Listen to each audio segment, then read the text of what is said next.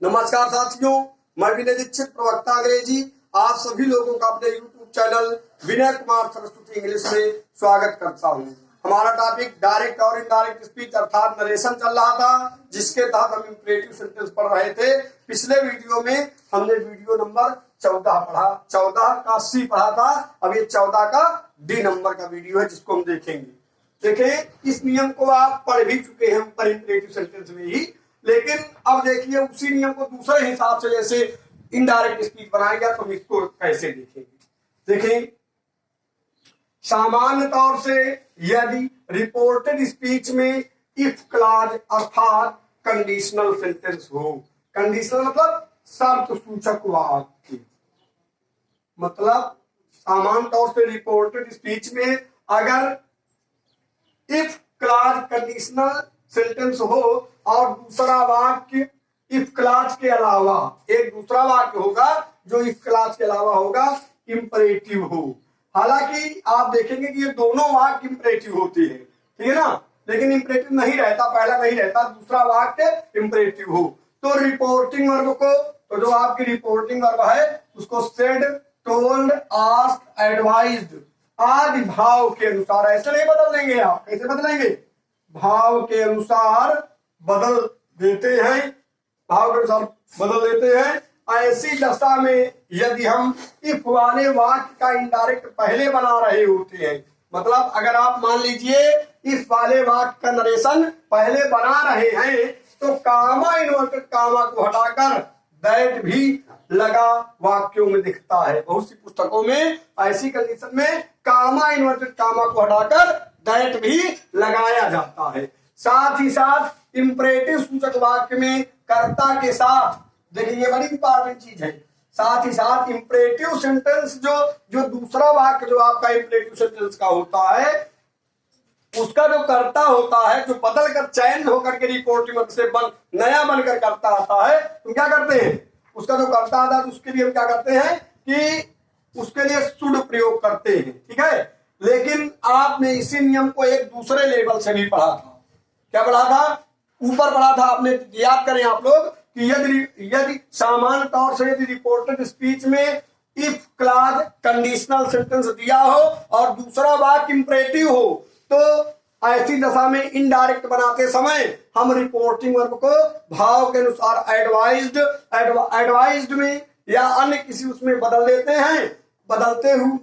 हैं और आए हुए इंपरेटिव सेंटेंस के पहले टू लगाकर इंपरेटिव सेंटेंस का इनडायरेक्ट बनाते हैं, इसके बाद इफ क्लॉज का बनाते हैं। मतलब वही है, चाहे आप वैसे बना लीजिए चाहे ऐसे बना लीजिए, दोनों वाक्य आपके सही है।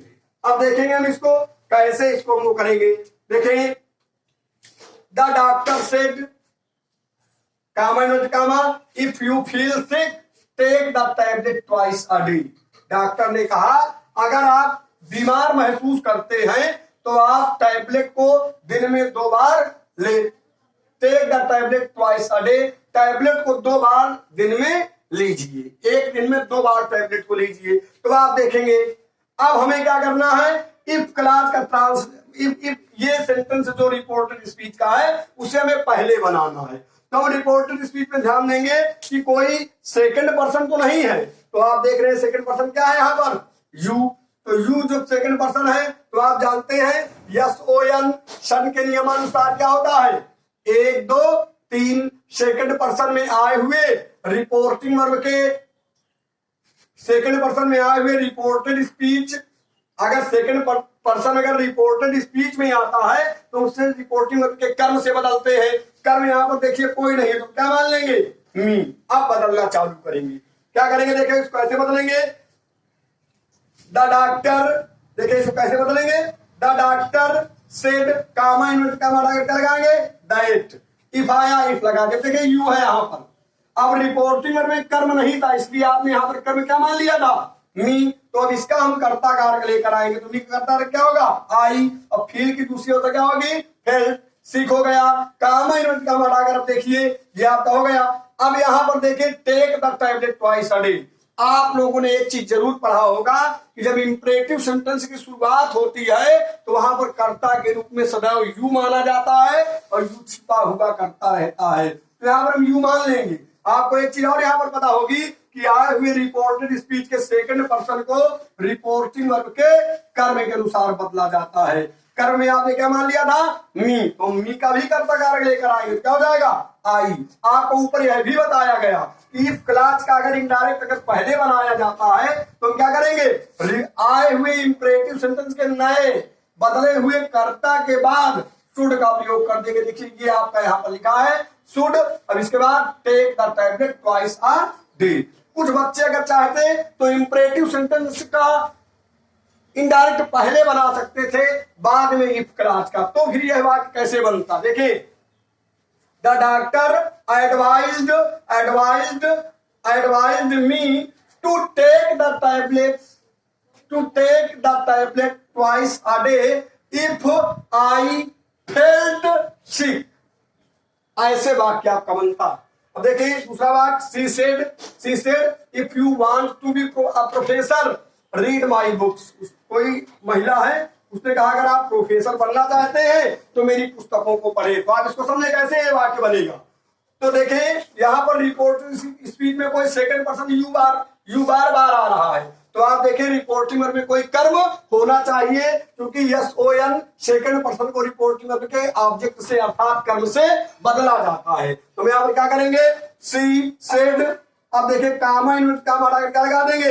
दैट, लेकिन आप मी मान लेंगे अपने मन से कर्म, क्योंकि थर्ड पर्सन प्रोनाउन है। आपको यह भी लिखाया गया था अगर रिपोर्टिंग वर्ब में थर्ड पर्सन प्रोनाउन हो तो रिपोर्टिंग वर्ब में मतलब रिपोर्टिंग वर्ब में कर्ता के रूप में थर्ड पर्सन प्रोनाउन हो तो कर्म में हम मतलब फर्स्ट पर्सन प्रोनाउन मान लेते हैं। ठीक है, अब क्या लिखेंगे? देखिए सी सेड, इसको लगाकर क्या लगा देंगे? दैट। इसके बाद अब देखिए दैट हम कामा इन्वर्टेड कामा को हटाकर लगाए इसमें। इफ वाले वाक्य को पहले बनाएंगे, क्या लिखेंगे? इफ। इसके बाद यू सेकंड पर्सन, मी आपने कर्म माना, यू मी के पास आएगा, क्या हो जाएगा? आई। देखो क्रिया की पहली अवस्था क्रिया की दूसरी अवस्था में बदल जाएगी, क्योंकि रिपोर्टिंग वर्ब आपकी पास्ट टेंस में है, क्या हो जाएगा? आई वांटेड हो गया। वांटेड देखिए टू बी अ प्रोफेसर। अब देखें यहाँ पर ये आपका दूसरा सेंटेंस जो है शुद्ध इंपरेटिव सेंटेंस है, जिसमें रीड माई बुक्स, मेरी पुस्तकों को पढ़े। तो देखें आपको पता है इंपरेटिव सेंटेंस में कर्ता यू छिपे तौर से रहता है, तो यू यहाँ पर इसको ओपन करेंगे। अब you second person pronoun reporting verb के कर्म के पास आएगा। कर्म में आपने क्या मान लिया है? मी। जब मी मान लिया है तो हम अब मी के अनुसार इसको बदलेंगे। लेकिन यू के बाद तुरंत क्या है? क्रिया, तो अर्थात यू कर्ता कारक में है, तो क्या करेंगे? यहाँ पर यू मी का हम कर्ता कारक निकालेंगे, क्या हो जाएगा? आई। आपको पता है अगर इफ क्लास को हम पहले बना लें तो फिर हम आए हुए इंपरेटिव सेंटेंस के बदले हुए रिपोर्टिंग वर्ब के कर्ता के साथ रिपोर्टेड स्पीच के कर्ता के साथ क्या करेंगे? शुड का प्रयोग करेंगे। यहाँ पर क्या लिख दिया गया? देखो शुड रीड हिज बुक्स। आप चाहते तो इसको पहले के नियमानुसार भी बना सकते थे। कैसे बनाते इसको? तब देखिए सी एडवाइज्ड मी भी आप लिख सकते थे। She advised me to read her books. देखिए यहाँ पर I should read his books. My आया, देखिए भी आप थोड़ा गलत हो रहा सेंटेंस क्या गलत हो रहा है?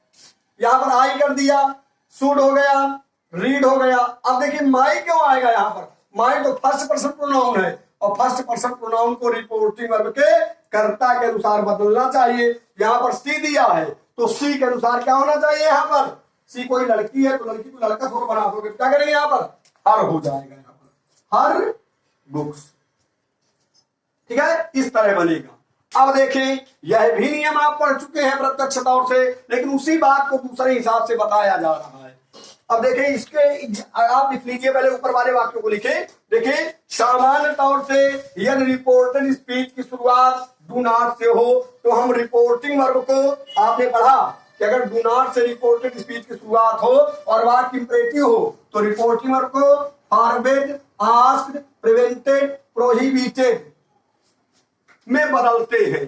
किंतु वास्तव में यदि रिपोर्टेड स्पीच से निवेदन का भाव व्यक्त हो तो रिपोर्टिंग वर्ब को रिक्वेस्टेड, और सलाह का भाव व्यक्त हो तो रिपोर्टिंग वर्ब को एडवाइज्ड में बदल दिया जाता है।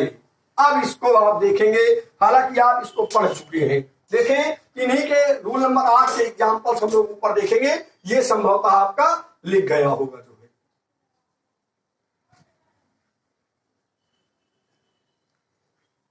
यह आपका जरूर से जरूर लिख गया होगा, हमें ऐसा लग रहा है। अब इसके एग्जाम्पल देखेंगे। एज लिखेंगे, एज देखें इसमें, एज देखें कैसे नीचे वाले नियम को बनाएंगे। The doctor said,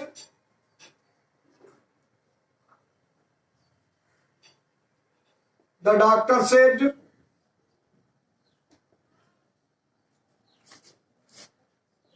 do not forget to take medicine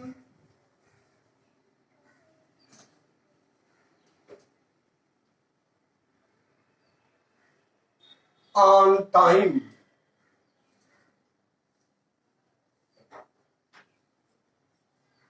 मतलब डॉक्टर ने क्या कहा कि समय से दवा लेना ना भूलना। आपको पता है डू नॉट से रिपोर्टेड स्पीच शुरुआत होने पर आप उसको फॉरवर्ड में बदल देते थे। फॉरवर्ड में बदल सकते हैं, गलत नहीं है ये भी। आज के उसके प्रिवेंट और प्रोहिबिटेड के उसके नियम से भी आप बना सकते हैं इसको, वाक्य आपका गलत नहीं है। लेकिन देखिए इससे सलाह का भाव व्यक्त होता है। डॉक्टर आपको सलाह देगा, do not forget to take medicine on time, समय से दवा लेना मत भूलना। तुम क्या करेंगे, ऐसी दशा में रिपोर्ट को किस बदल देंगे, एडवाइज्ड में। क्या लिखेंगे, द डॉक्टर एडवाइज्ड, इस थोड़ा क्या लगा देंगे, एडवाइज्ड। अब देखिए इसमें दैट नहीं लगाएंगे, इसमें दैट है क्या कि जो आप लगा दी इसमें दैट, यहां पर जो है ऐसे कुछ नहीं। एडवाइज्ड को हटा देंगे, नॉट टू लगाएंगे, not to forget to take medicine on time. ऐसे वाक्य आपका बनेगा। हालांकि कोई फॉर्मेट के प्रयोग से भी अगर वाक्य को बना रहा है तो हमारे हिसाब से वो भी सेंटेंस गलत नहीं है, उसको भी आप गलत नहीं कह सकती। ठीक है, अब देखिए एक थोड़ा रिक्वेस्ट वाला, इसी से समझ लेंगे हम।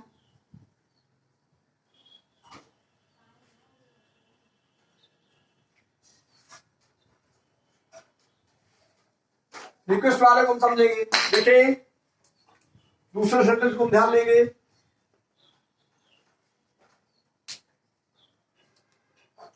दशरथ द स र थ said to कैकेयी, जो स्पेलिंग होती है आप लिख लीजिए, कैकेयी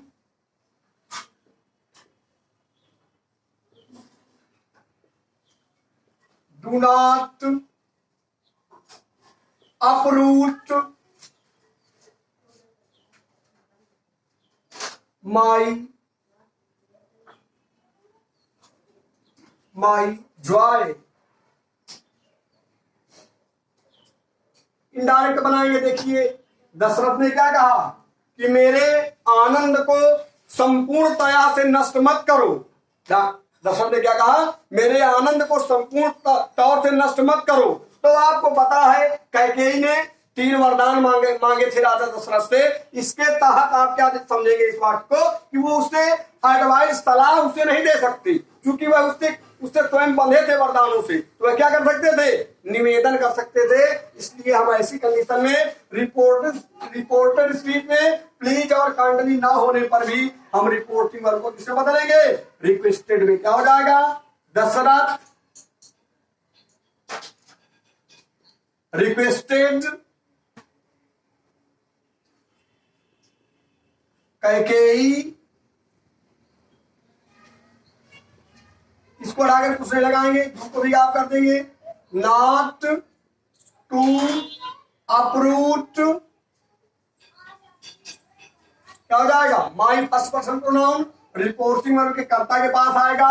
सन के नियम अनुसार दशरथ किसी आदमी का नाम है तो उसके लिए ही का प्रयोग करेंगे यहाँ कर्ता रूप में। तो तो उसका पोसेसिव केस क्या हो जाएगा? His Joy. ऐसे बनाएंगे सेंटेंस। अब आप लोग हमारे हिसाब से आप लोगों को काफी ये चीज समझ में आई होंगी, इसलिए आपके प्रेम और स्नेह ने मुझे और अधिक प्रेरित किया कि मैं वीडियो अपलोड करता रहता हूं। इसलिए मेरा आप सभी लोगों से निवेदन है कि चैनल को सब्सक्राइब करें, शेयर करें, घंटी बजाएं। इसी के साथ मैं विनय दीक्षित प्रवक्ता अंग्रेजी आप सभी लोगों से विदा लेता हूं। नमस्कार।